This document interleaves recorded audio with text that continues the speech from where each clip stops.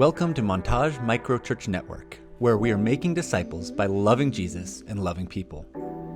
This series will explore the letters Paul wrote to churches while he was in prison: Galatians, Ephesians, Philippians, and Colossians. Join us while we wrestle with and apply these amazing letters to our lives. As we come to this prayer in Ephesians 3:14-21, what strikes me first is where Paul physically puts himself. Right after 3 chapters of describing what God has done, Paul doesn't rush into instruction or correction. He says, "For this reason, I bow my knees before the Father." And I think that detail matters.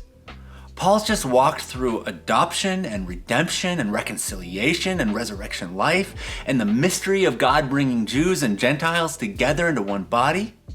And when he finally responds, his instinct isn't to explain more, it's to fall on his knees. And that tells me something about how this passage is meant to work on us. It's not supposed to make us feel informed, it's supposed to bring us low.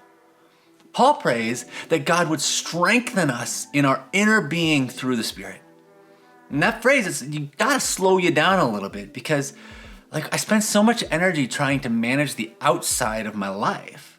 Right? And the inner world is easier to ignore, it's harder to face, and it's much harder to strengthen. Yet, Paul knows that whatever God wants to do in us has to begin here. The strength that Paul prays for has a purpose. He asks that Christ would dwell in our hearts through faith. And that word dwell, it's not a temporary word, right? It's the language of settling in, of making a place a home. Paul's not talking about Jesus, stopping by when things fall apart. He's talking about Jesus being so present that our hearts become a place where he's comfortable staying, dwelling. And from there, Paul moves into love. He prays that we would be rooted and grounded in it, and that we would have the strength to grasp how wide, how long, how high, and how deep the love of Christ really is. And that wording, it's always caught my attention because Paul assumes this kind of understanding requires strength. Apparently, knowing the love of Christ, it's not some shallow experience. It stretches us, it exposes us. It asks us to trust in ways that don't come naturally. Then, Paul reaches the heart of his prayer. He says that all of this leads to being filled with all the fullness of God. That phrase deserves our time. Fullness means totality. Paul's praying that the very life of God would fill his people, not partially, not symbolically, but deeply, completely. And when I sit with that, the honest question I have to ask myself is whether this has really been my desire. I mean, not whether I believe it's true, but whether it's what I actually want. And not just what my words say I want, but what my actions say I want. Right? It's easy to aim for stability or improvement, but it's harder to aim for fullness. The image that keeps coming to mind is a sponge dropped into a bucket of water. Right? When the sponge is fully soaked, right? You have water all throughout it. And when pressure is applied, what comes out is exactly what went in. And that's the kind of filling that Paul is talking about. A life so saturated with God that what flows out of us reflects his presence rather than our effort. For some of us, that kind of feels hard and distant, maybe even unrealistic. When you look at your recent history, your prayers may have been smaller, more survival oriented, right? Help me do better. Help me make it through this. Help me not repeat this mistake. Paul doesn't shame that, but he lifts our eyes beyond it.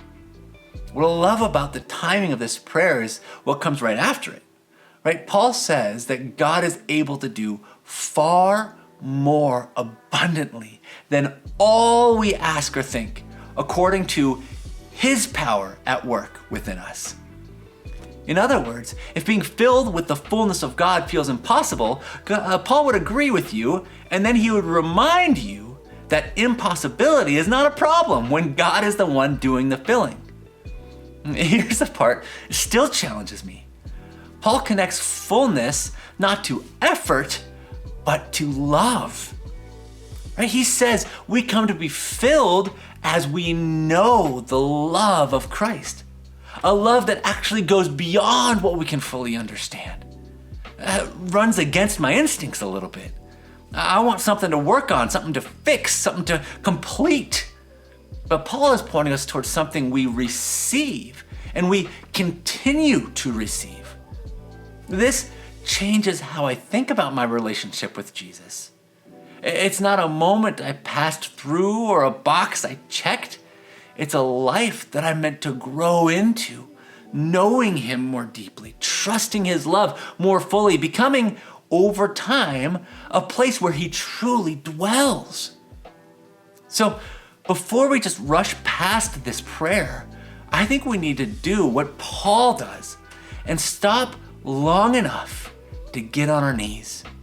Yes, maybe physically, but for sure inwardly, to ask whether this kind of fullness has become the aim of our lives, or whether we're quietly settling for maybe just something smaller.